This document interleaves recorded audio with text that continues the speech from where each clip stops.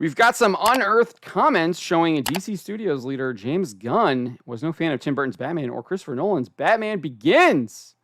Let's get into this here. History has repeated itself as a set of Facebook comments have resurfaced. What Gunn had to say involved a negative opinion of two Batman movies, though not as lurid or offensive as his other batch of posts. They are awkward considering Gunn's new position. Moreover, they are polarizing enough to renew calls for his firing. People are doing that on social media. Not doing that here, but there are people doing that. I think he shouldn't even get. I don't even think he should have been hired.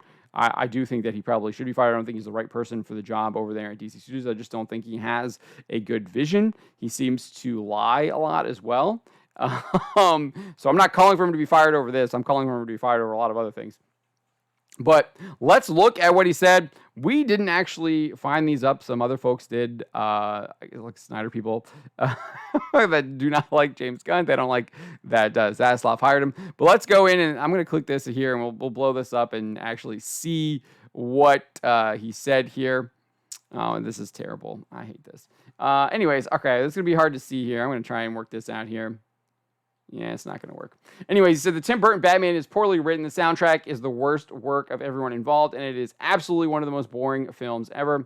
Not only that, but the reveal of the Joker as the killer of Bruce Wayne's parents spits in the face of Batman's origins and is a nullification of the bottomless thirst for vengeance that necessarily drives Batman. Like, this guy has no understanding of what drives Batman. Batman is not driven by a thirst for vengeance whatsoever. What Batman comics has he been reading where he sees Bruce having a thirst for vengeance? No, Bruce is motivated by wanting to stop criminals from enacting what they did to him. He wants to spare other innocent people of suffering the same thing that happened to him or something similar that happened to him. That is what drives Batman. It is not about a thirst for vengeance. Utter ridiculousness, complete lack of understanding of the character. That is a huge, huge red flag for someone who is supposed to be taking over DC Studios.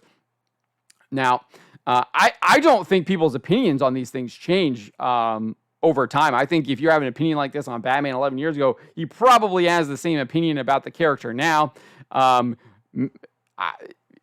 surprised. I think he needs to address these comments, honestly, because that is a massive red flag describing Batman having a bottomless thirst for vengeance, because that is not Batman whatsoever. 100% fundamental lack of understanding, does not understand the character at all at a fundamental level. So he goes on, he says he pretends not to be campy, but is completely so. On top of everything, the dark creature of the night can't even move his effing neck. Give me an effing break. It's a ridiculous, awful film. Burton's Planet of the Apes is genius in comparison. Sure, moving the neck, whatever. Like, that I get it. That I think that's fine. Then I guess he's responding to someone who probably rebuked him. And he's to some guy named Sean. And he says, Keaton did have a ridiculous voice. That said, I'd rather put up with a ridiculous voice than with horrible action sequences and acting barely worthy of the Batman TV show. I have no idea how you can think that the Burton Batman has more similarities with Moore or Miller's Batman and Joker than Nolan's does. And listen, I have problems with both of Nolan's films. So he's talking, I guess this is Batman Begins and Dark Knight, because I would assume Dark Knight Rises hasn't come out yet. I don't think either one is classic, and I don't even really think Batman Begins is good. I think Batman Begins is actually one of the best Batman films ever made. I would probably put it as my favorite Batman film. I do think Batman Returns is probably number 2 up there, but Batman Begins is absolutely a really good Batman movie. I think it captures him on multiple different levels. You get a really good Bruce Wayne.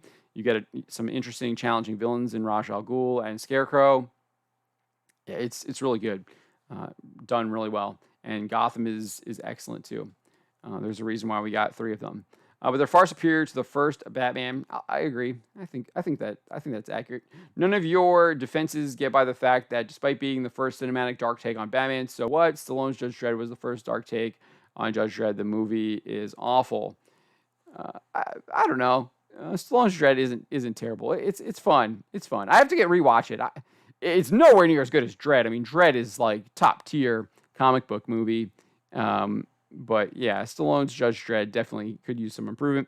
And then we have this one here. Oh yeah, Jack Nicholson as the Joker is Jack Nicholson in The Shining with crappy clown makeup. F you, everyone involved with that travesty. I don't know. I'm not against Nicholson's Joker. Uh, it's definitely a different Joker, but I'm not against it. I think it can be enjoyable for what it is. So that is what he had to say. I definitely think those are some red flags there, especially the guy who's supposed to be leading the DC studios. And I would argue Batman is kind of the character that you would probably surround your cinematic universe around. Obviously, they're going to go with Superman, it looks like, and then with like the Authority or whatever is the second film. And I think the Batman comes like third or fourth. I don't even know. So we'll see what happens there. But what do you make of these comments? Do you think that James Gunn should explain them, answer them, tell us if he thinks differently about these movies, about these characters?